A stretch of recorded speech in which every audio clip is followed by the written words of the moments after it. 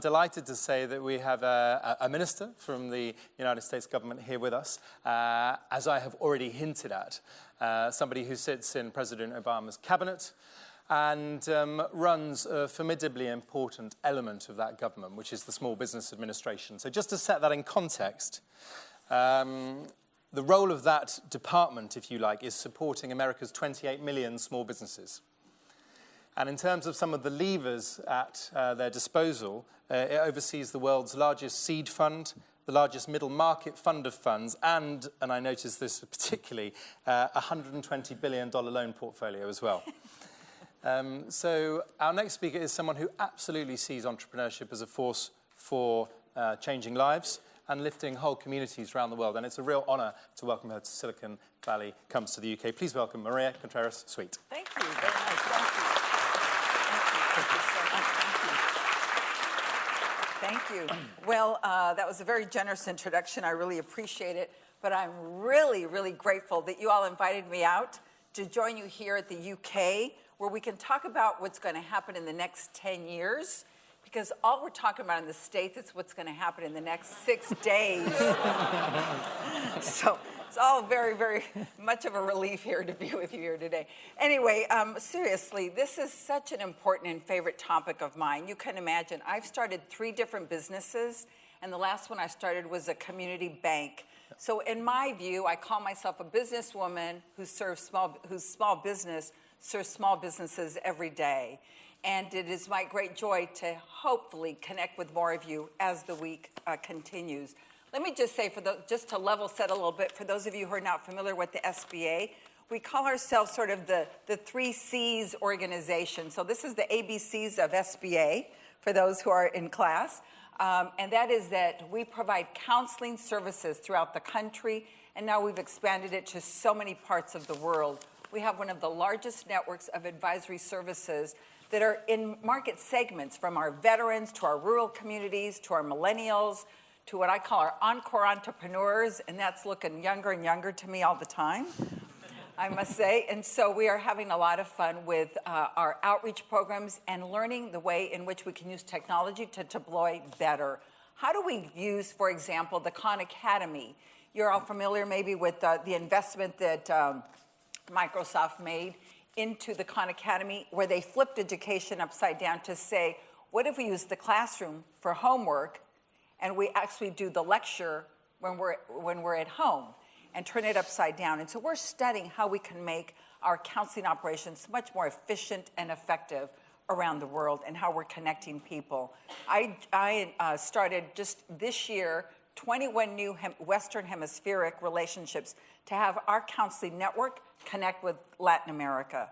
And so we're finding that those are working. We know that as soon as you turn on your website, you're now connected with the rest of the world. So how do we make that come to fruition, the business idea come to success?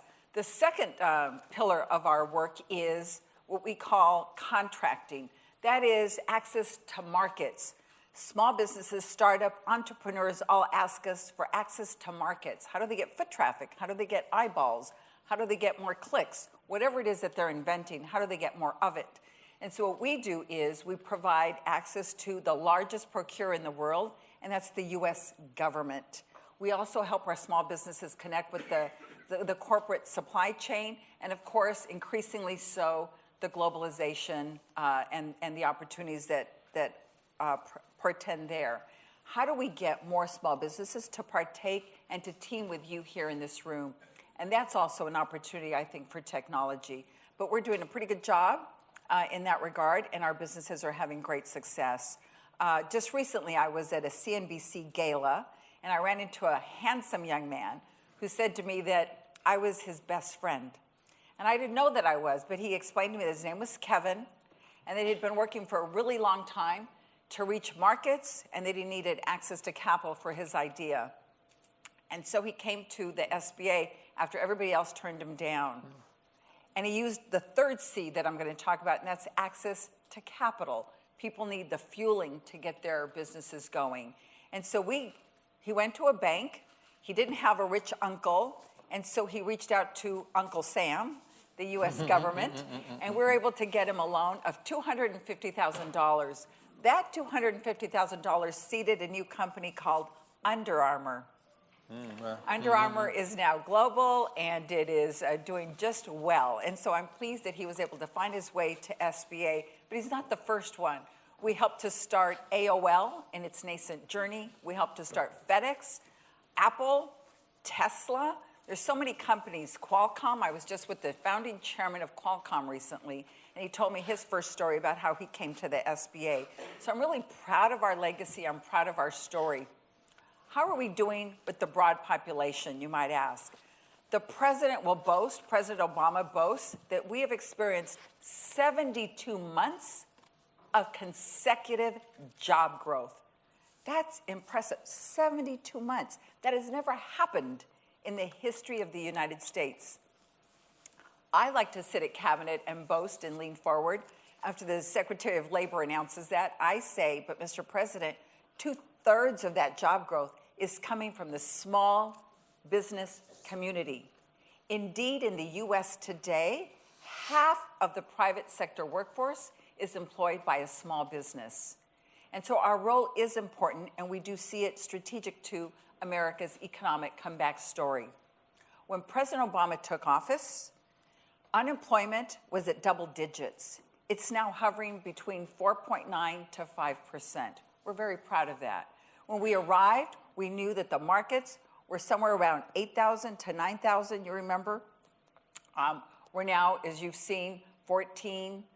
So we've doubled the market value, the market cap of many companies. And just last quarter, we had the biggest increase in salaries in over 50 years. That is that the average income wage went up by $2,800. So we feel that we're really helping level set small businesses and giving them a fast opportunity. Now, what does this portend for the future? Let me just say that we have a special program that we put up for the innovators, because we do think that you have solutions for the U.S. government. So we have a program, and I invite you to go to this website. To me, it's one of my favorite website in all of the U.S. government. It's called SBIR, Small Business and Innovation Research Grants.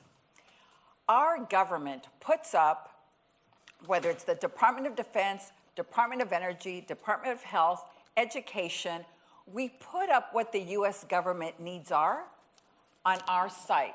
So if you come to SBA, and then go to the SBI website, you will find what it is that we need in terms of technological innovation. And so there we'll put up, for example, are you working on a cure for Zika? Are you working on a cure for AIDS? Are you working on precision medicine? What are you doing to advance that field? What are you doing to advance our ability to feed the world? What are you doing to address aeroponics, hydroponics? I'm from California, and I can tell you that we've run out of water. So we can just sort of tilt the world a little bit and have you just send a little bit our way. That would be very much appreciated. But so those are the questions that we have. What are the DARPA challenges around cybersecurity? And what are the solutions that you have for us? If you have solutions, we have, I think, a very generous grant program. We call it America's Seed Fund. It's the largest seed fund, we think, in the world, but it's truly a grant program. We don't take an equity position. We don't dilute your company or your strategy. We just come in and help you finance the program.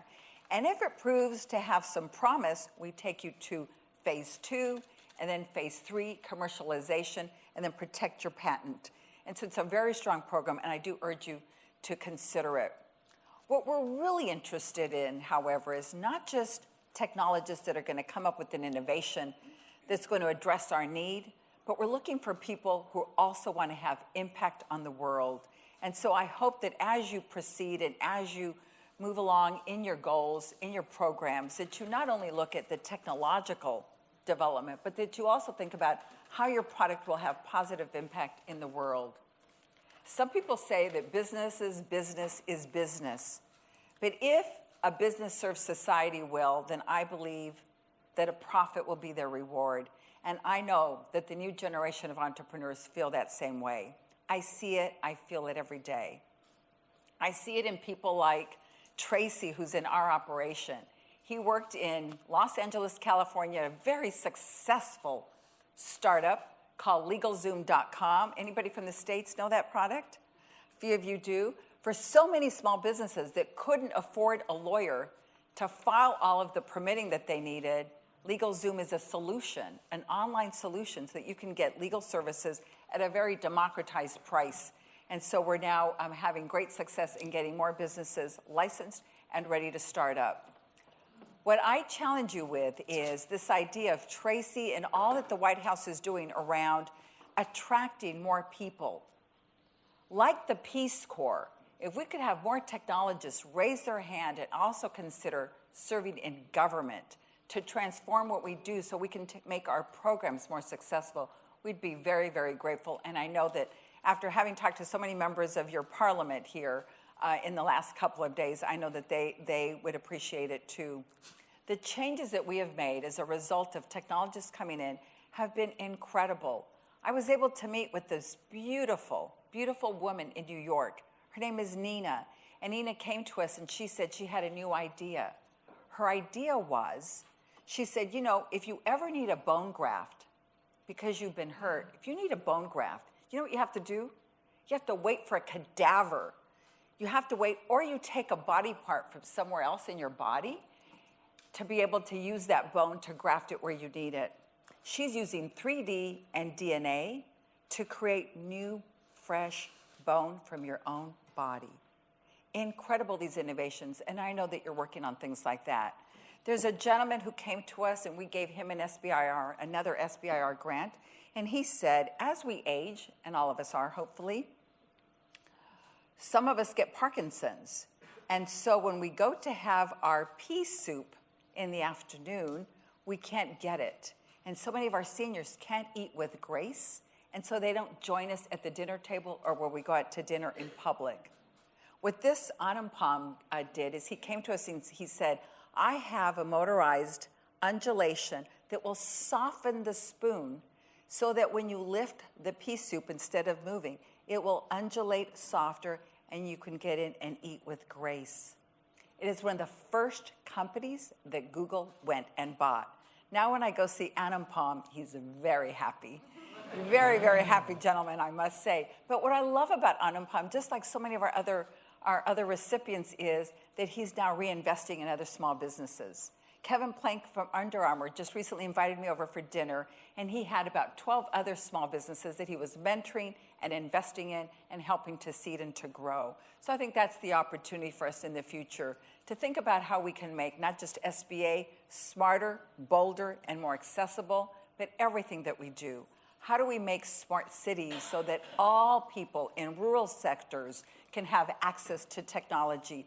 How can we make, I was a former Secretary of Transportation in California, how do we work with guys like Elon Musk to create platoons so that there is less space between cars and we can get on the freeways and be more efficient? If any of you have ever been in Los Angeles on the 405, you know we need platoons.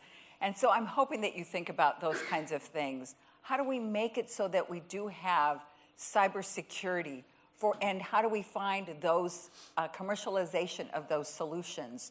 I have to share with you that when we had another SBIR recipient came to us because he said, we're losing so many lives when people go in combat, when they're deployed in combat and they have to go in to see if there's somebody in a certain building and they're bombed or they step on a mine, they lose their lives. And so what he said is, what I want to do is come up with the technology that can go in and detect whether there is movement and whether there is somebody human inside the building. He created that technology, solved something for us, and he's saving lives around the world. But then we found a commercial application for it. And now this little robot that goes into buildings is now called the iRobot, and it vacuums your house. It's a lot of fun to work at SBIR, and I do recommend to you that you think about how we make the world smarter, bolder, that we think about how you team up with somebody in Milton, Illinois, how you can connect with somebody in Medford, Delaware, how you can connect so that we can team and go out and solve more of our problems. So what I've done is I've made our site as transparent for you as possible. If you go to SBIR now, you can see I redact some information. We have to redact some proprietary information, but we post what our technologists are working on, what our scientists are working on, so that if you're interested in teaming, we want to invite you to do that. It's what the president's been so committed to. And then accessible, as Lori just mentioned a few minutes ago. We're so determined to make sure that no one is left behind. There's so many communities like Flint and Ferguson and so many challenges that you've heard that are taking place across our country. We have to make certain that we're bringing everybody along, that we have a Boots to Business program for our veterans, that we have this Encore entrepreneurial program, as I mentioned, for our seniors. Our seniors who are launching businesses are actually having more success than our millennial population because they have capital, they have reputation, they have relationships, and they have a sense of maturity that they've just lived a life. And so we don't think it's ever too late to start a business.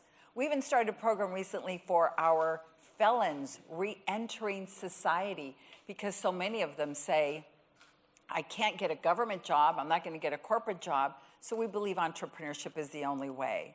Our deaf and hard of hearing, 50% unemployed. So for the future, how do we look to make these programs more efficient and effective? I'm proud of all the programs that we launched, too many to enumerate here, and I want to just tell you that I invite you to come to SBA.gov to learn about our Startup in a Day program, where we're challenging mayors across the country to find online solutions so that you can get started faster and do it all in a day. We're challenging communities across the country to use our, what we call Startup in a Box. It's a small business technology coalition. Imagine, the Small Business Technology Coalition came together to help more technologists come in and continue to do disrupting. And so we hope that you'll look up that program too. SBA is one of the first departments to be off our mainframe, to have non-proprietary so that we can just kind of plug and play systems. We have online signatures and everything else because it made no sense to me when I arrived at SBA and I saw that we were dealing in fax machines. Yes, fax machines. When I could stand at a Macy's department store and get a credit card in about 30 seconds, and yet you had to work in fax machines to get an SBA loan. We must be more responsive. We must be more relevant. So we need technologists in government, and we need for you to work with each other. Let me just close with this. Why is this so important to me personally? Why did I come all the way over from Washington, D.C. to spend these few minutes with you? This is personal for me. I have to tell you that when I arrived from Mexico to the U.S. as a immigrant from Mexico, I still recall writing to my grandmother in those days. We didn't have internet. And I wrote to my grandmother and I just said, you know, abuelita, grandmother, I don't know the language here. I don't know anybody. They're looking at me strangely. What do I do? And she just said, make sure that you serve others. And if you serve others, I just think life will go well for you. And so then I wrote her again later and I said, grandmother, you're right. I'm now in 4th grade and I've become the milk monitor for my class. And she said, don't get caught up with the titles you have. It's what you do with the titles that you have that matters. And that resonates with me. And that's why I'm so committed to impact capital. Because of entrepreneurship and being able to start 3 different businesses, I was able to fully and very successfully join the middle class and be able to provide for my family in a way that I never imagined. And so, yes, I can now say to that beautiful grandmother who's up above to say, grandmother, you were right. You said that someday I might be able to be a secretary and work in an office. I do hold office and I am a cabinet secretary, grandmother. And that is the beauty of social mobility, and that is the power of entrepreneurship. So I'll close with one of my favorite Barack Obama quotes. Every time I see him, he just inspires me with his maker fairs and all that he does, writing, penning articles for Wired magazine, and he calls himself a nerd. But his favorite, I think, in my view, my favorite quote is when he says that entrepreneurship is the most powerful force the world has ever seen to lift people out of poverty. That is the goal. That is the challenge in the next 10 years, that we get more people to be able to live a full life and to realize their potential. I know that's the challenge before us, and I know that you'll get there. Thank you. God bless you all in your success. Thank you.